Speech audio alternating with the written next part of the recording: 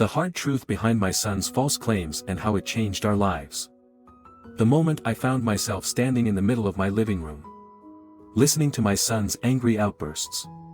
A wave of disbelief washed over me. I had always envisioned my home as a sanctuary. A place filled with love and understanding.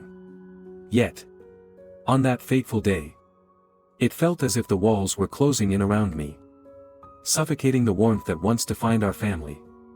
My son, Ethan, had always been a spirited child, quick to express his thoughts and feelings. But lately, something had changed. The harshness in his words stung, and his refusal to accept my husband, Mark, felt like a betrayal.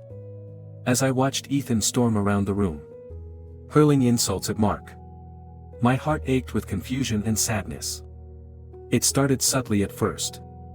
I had noticed Ethan's reluctance to engage with Mark, who had always been patient and loving towards him.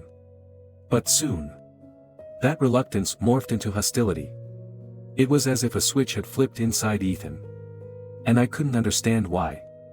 Mark, having been nothing but supportive, found himself at the receiving end of Ethan's anger, which only intensified my turmoil. Ethan accused Mark of being not a real dad and called him names that echoed with a painful bite. It was disheartening to witness my son lash out at the man who had embraced him as his own. My heart raced as I tried to reason with him. But no matter how hard I tried, Ethan's words pierced through my resolve. One afternoon, after a particularly intense exchange, I felt a storm brewing within me. I sat down with Ethan, desperate to understand the source of his anger. The tension hung in the air like a thick fog, and I could see the walls he had built around himself.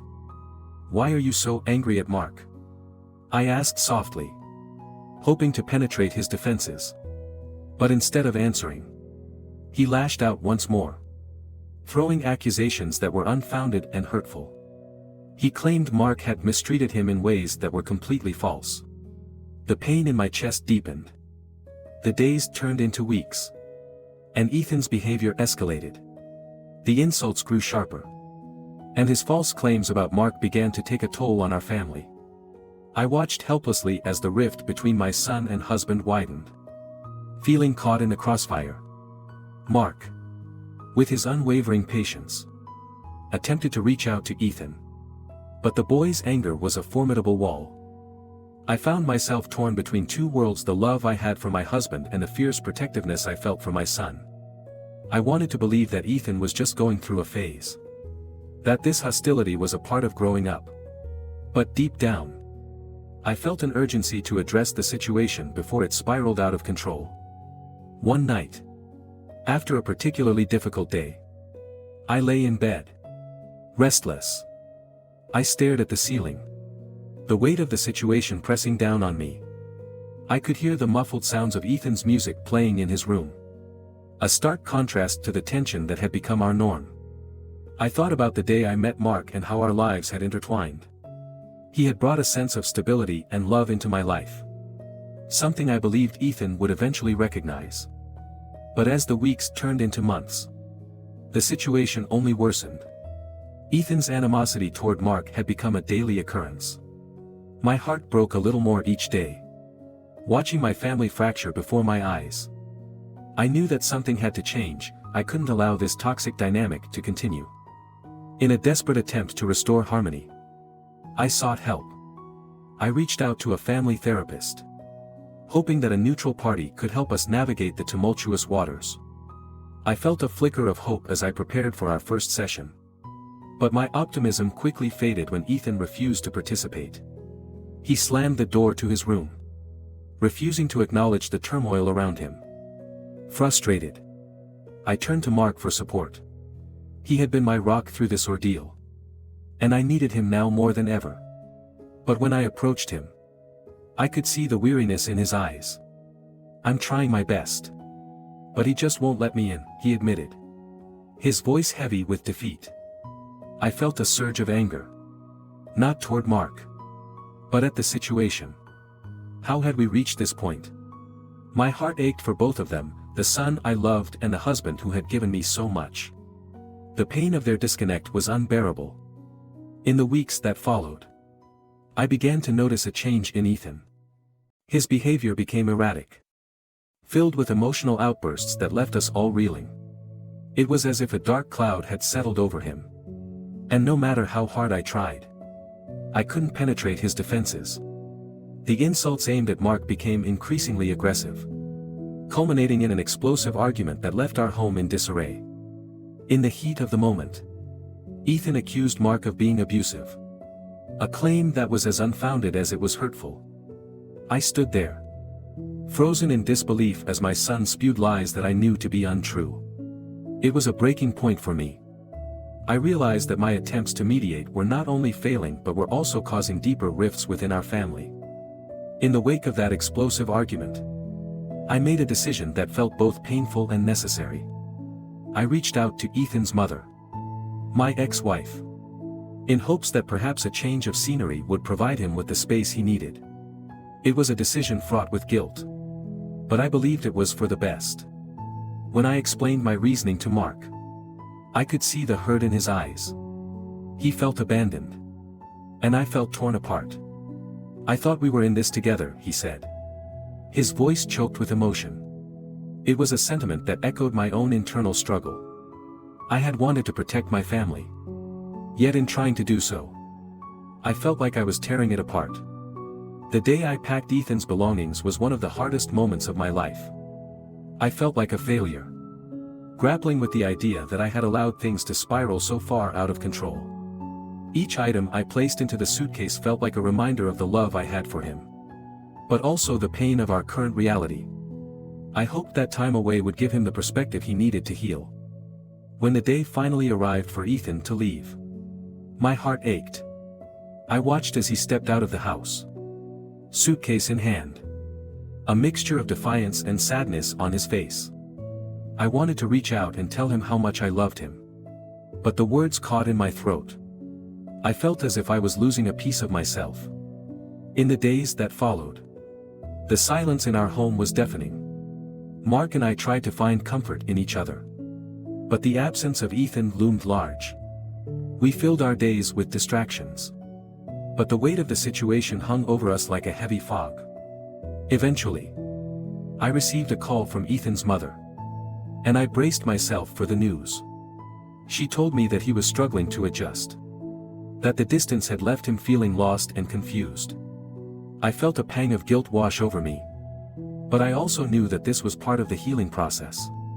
Weeks turned into months, and while the distance was hard, I began to see glimpses of change in Ethan. He started to open up in ways he hadn't before, sharing his feelings with his mother and reflecting on the anger he had directed toward Mark. I held on to the hope that this experience would help him find clarity. As the holidays approached, I knew it was time to reach out to Ethan.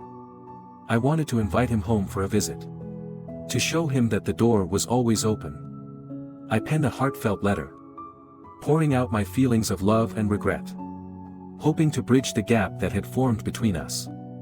When he finally came home for the holidays, the atmosphere was charged with emotion.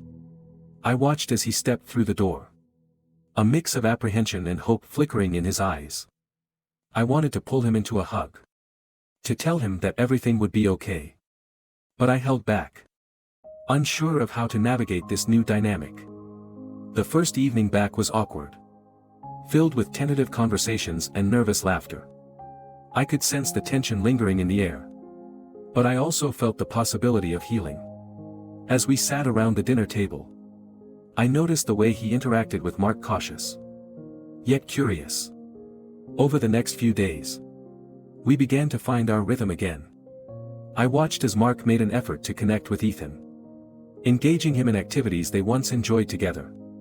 Slowly but surely, the ice began to thaw, and I felt a glimmer of hope. As the holiday season progressed, we shared moments of laughter and reflection.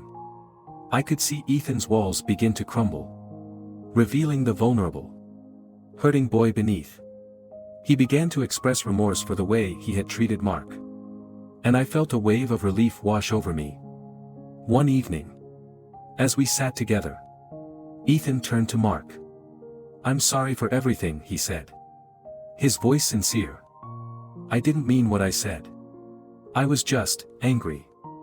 Mark's response was gentle. "I know it's been tough. But I care about you. And I'm here for you." The words hung in the air. A lifeline of understanding. That moment marked a turning point in our family's journey. The healing process was far from over. But I felt a renewed sense of hope. We began to rebuild the connections that had been strained. Learning to communicate more openly and honestly. As the new year approached, I reflected on the tumultuous journey we had been through. The experience had changed us all, teaching us valuable lessons about love, forgiveness, and the importance of family. While the road ahead would still have its challenges, I felt ready to embrace whatever came next. Months passed, and as we navigated the ups and downs of family life, I realized that love is not always straightforward. It can be messy, complicated, and filled with unexpected twists. But through it all, the bonds we share can withstand the storms if we are willing to confront our challenges together. Eventually, Ethan transitioned back to living with us full-time.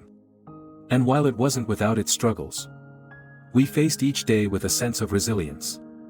We created new memories, celebrated small victories, and learned to appreciate the moments that brought us closer. As I stood in the kitchen one evening, watching my son and husband play a game together, I felt a surge of gratitude. I realized that while the journey had been difficult, it had also been transformative. We had grown stronger as a family, and I was thankful for the lessons learned along the way. In the end, the experience taught me that love can conquer even the most challenging of circumstances. And as we embraced the future, I held on to the hope that our family would continue to flourish, united in understanding and compassion.